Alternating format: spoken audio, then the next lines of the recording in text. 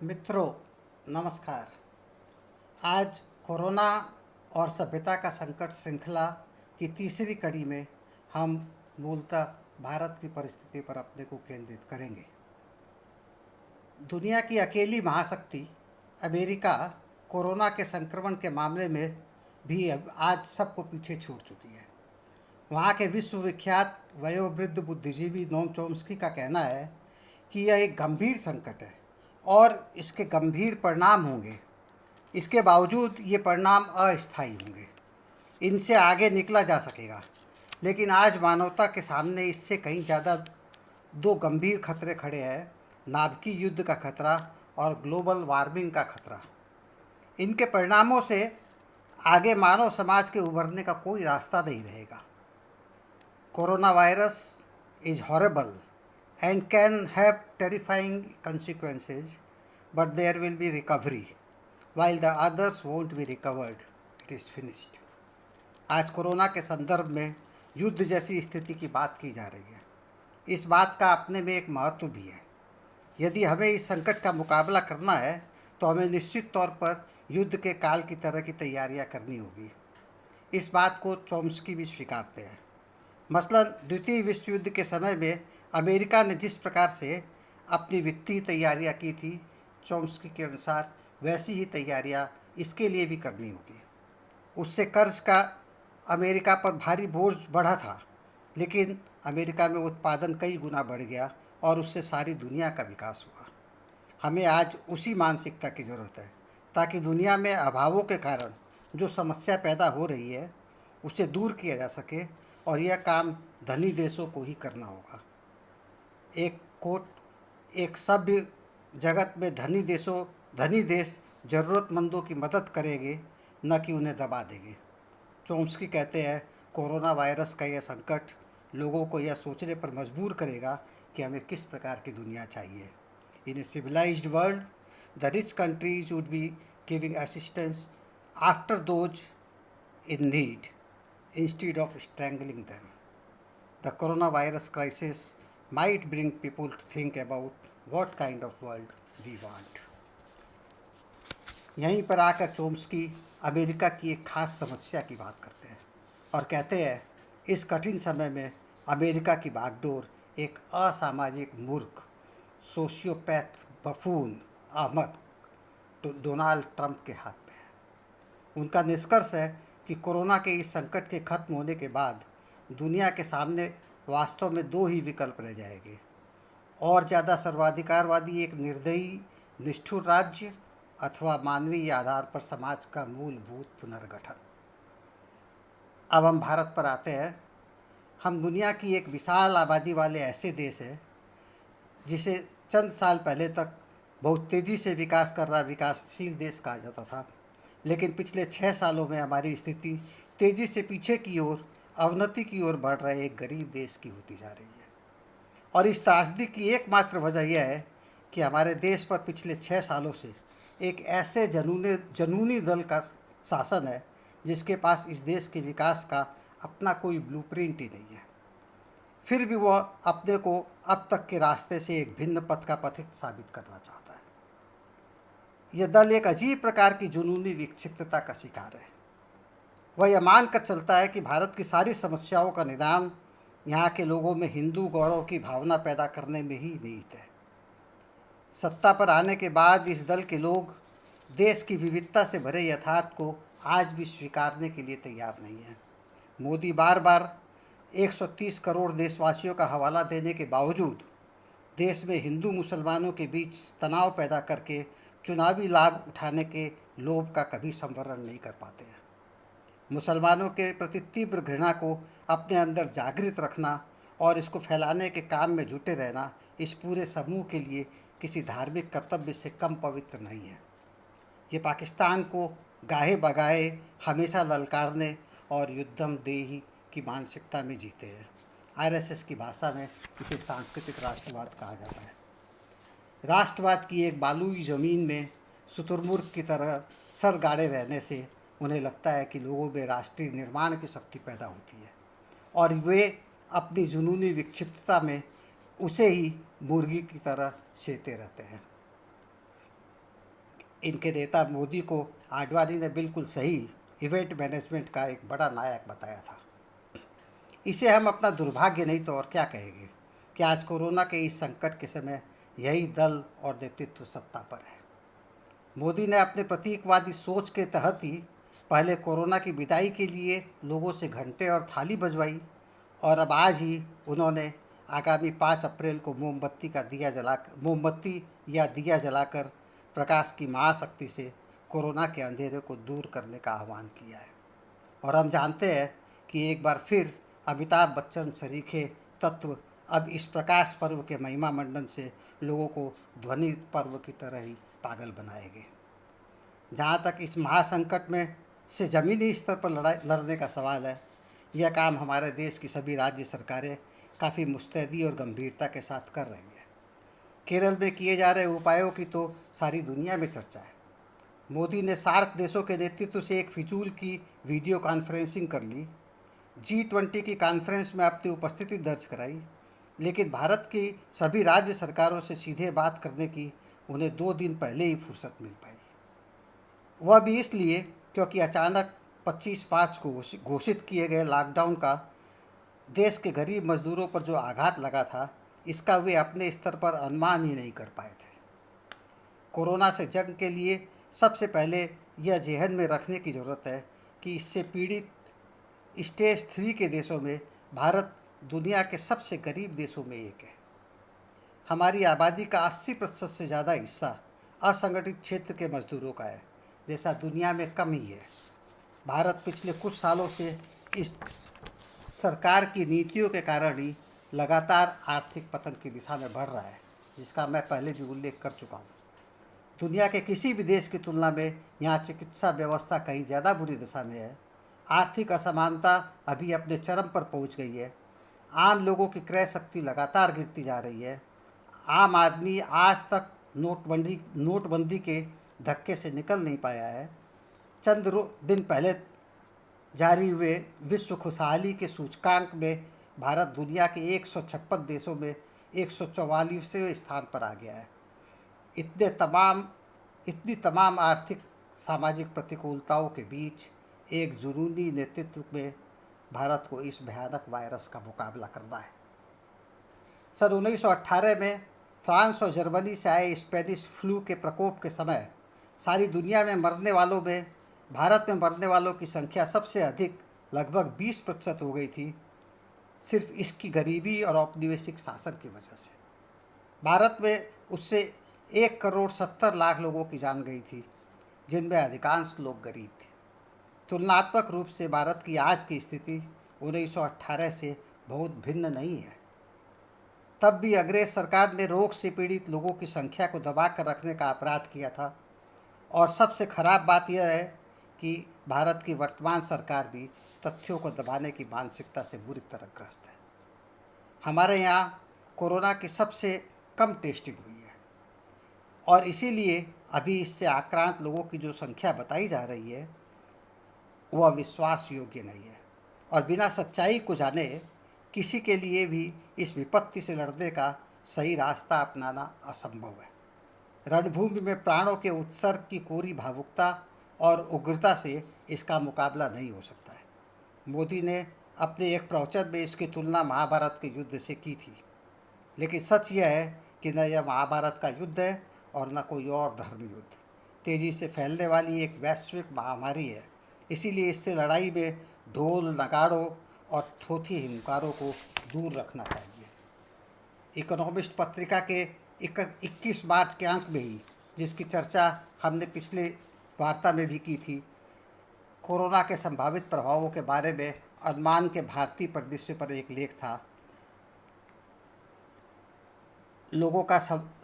अरब लोगों का सवाल, यदि कोविड-19 भारत में आ जाता है तो उसकी संख्या विकट होगी।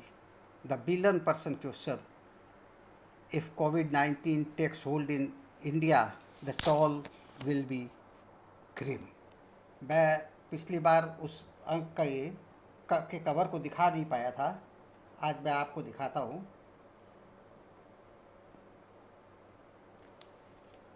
यह था वो अंक जिस पर धरती के ऊपर क्लोज्ड का एक टैग लगा हुआ है।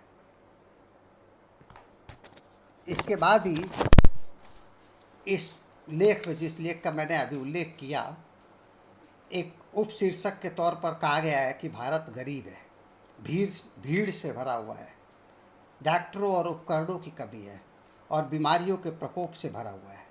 It is poor, crowded, short of doctors and equipment and rife with excreting diseases. इस लेख का शीर्षक ही आगे की कहानी का एक अनुमान देने के लिए काफ़ी है। लेख की शुरुआत 1918-19 के स्पेनिश इन्फ्लुएंजा को याद करते हुए की गई थी, जब भारत की आबादी का 6वां हिस्सा खत्म हो गया था।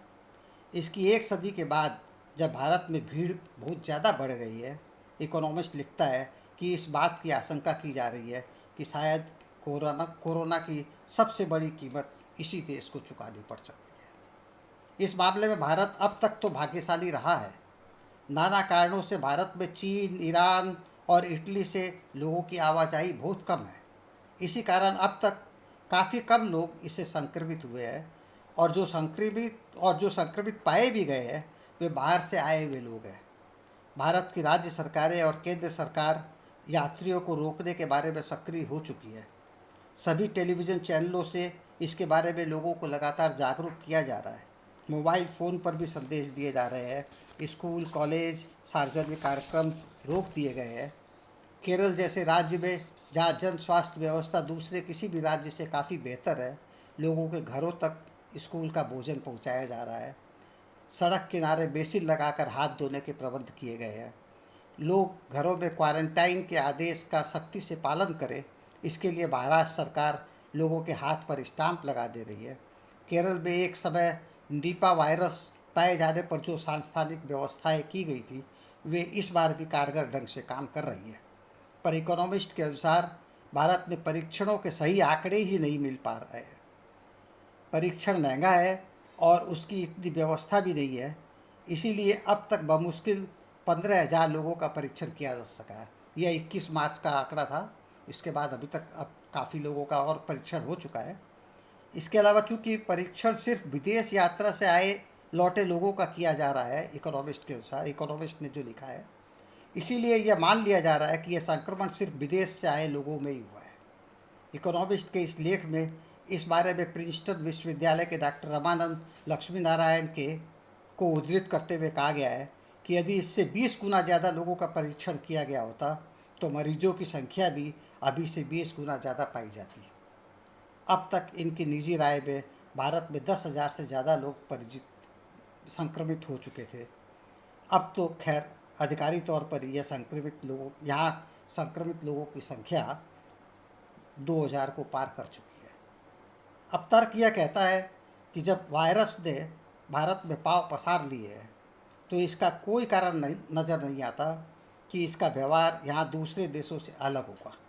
बस इतना है कि यह भारत में अमेरिका की तुलना में 2 हफ्ते बाद और इटली की तुलना में 1 महीने बाद बड़े रूप में सामने आएगा, और यहीं पर खतरे की घंटी है। दुनिया के मानदंडों पर भारत इसके लिए इतना कम तैयार नज़र आता है कि किसी के भी रोंगटे खड़े हो सकते हैं। जन स्वास्थ्य सुविधाओं में कई दशकों से निवेश में भारी कमी, जीडीपी के महज 1.3% निवेश ने इस व्यवस्था को इतना कमज़ोर और खोखला बना दिया है कि थोड़े से दबाव में ही यह चरमरा कर रह सकती है। देश के 130 करोड़ लोगों पर साधारण दिनों के लिए ही न पर्याप्त संख्या में डॉक्टर है, न बेड और न जरूरी उपकरण, और जो संसाधन उपलब्ध है वे भी सब जगह समान रूप में नहीं है।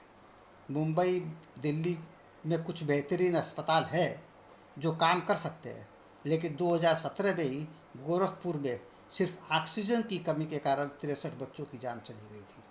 भारत भर में कुल 1 लाख इंटेंसिव केयर के बेड साल भर में तकरीबन 50 लाख लोगों के काम आते हैं।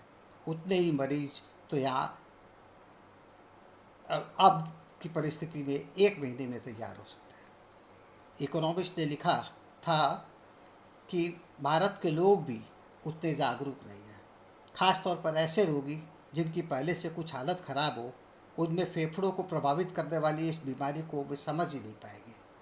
इसके साथ ही प्रदूषण और टीबी स्थिति को और बदतर बना देते हैं। दुनिया के शुगर से पीड़ित रोगियों की संख्या में 49% भारत में है। व्यापक गरीबी न सिर्फ इस बीमारी को बढ़ाएगी, बल्कि इसी के चलते लोग अपना काम छोड़कर घर पर भी नहीं बैठ पाएंगे। अनेक जगह तो अच्छी तरह से साफ सफाई भी मुमकिन नहीं है। 16 करोड़ लोगों तक स्वच्छ पानी भी उपलब्ध नहीं है। इन सब के कितने डरावने परिणाम हो सकते हैं, उसे कोई भी देख सकता है। डॉक्टर लक्ष्मी नारायण का कहना था कि भारत में लोगों में किसी भी बहाने शादियों, त्योहारों, राजनीतिक रैलियों में भीड़ इकट्ठा करने की विशेष योग्यता है। यहाँ ऐसे लोग भी हैं जो समझते हैं कि भारत की कड़ाके की गर्मी कोरोना वायरस को भगा देगी। सड़कों पर ऐसी उटपटांग बात कहने वालों की भी कमी नहीं है कि भारत के लोग पहले से ही मुसीबतों के चलते इतने पक गए हैं कि उन्हें यह वायरस प्रभावित नहीं कर पाएगा। इसके अलावा नाना प्रकार के जादू टोने वाले तो भरे हुए ही है।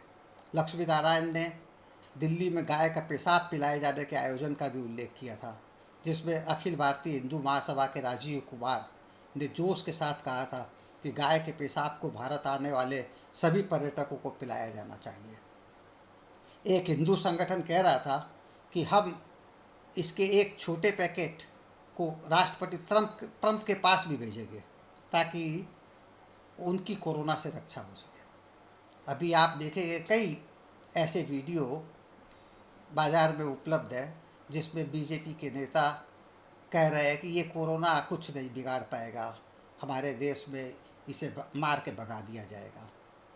इन तमाम बातों के बाद शायद भारत में कोरोना वायरस के परिणामों के बारे में अलग से कुछ कहने को नहीं रह जाता है।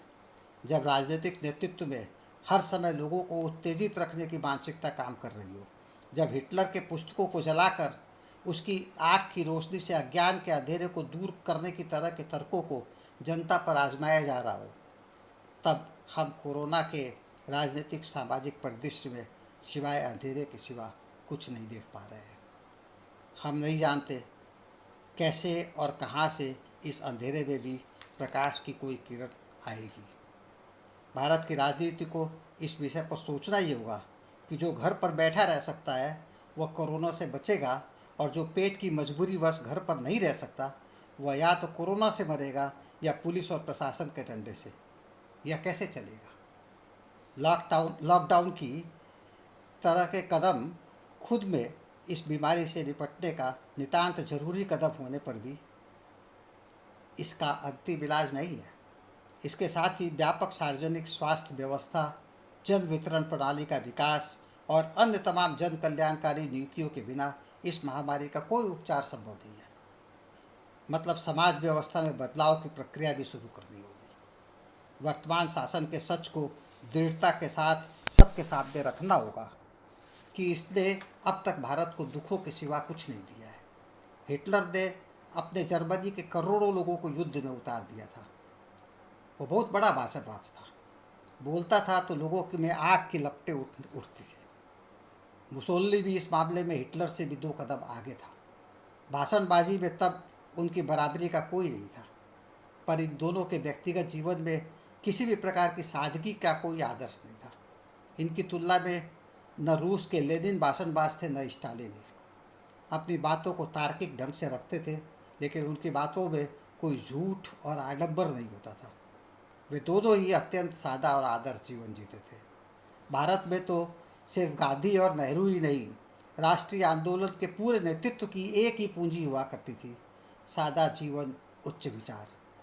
इनके जीवन में आडंबर और प्रदर्शन की कोई जगह नहीं थी। गांधी जी, नेहरू जी आदि में कोई भी कभी भुजाएं फड़काते हुए गर्जन तर्जन के साथ भाषण नहीं करते थे। फिजूल खर्ची और नैतिक स्खलन उनमें लेस मात्र भी नहीं दिखते थे।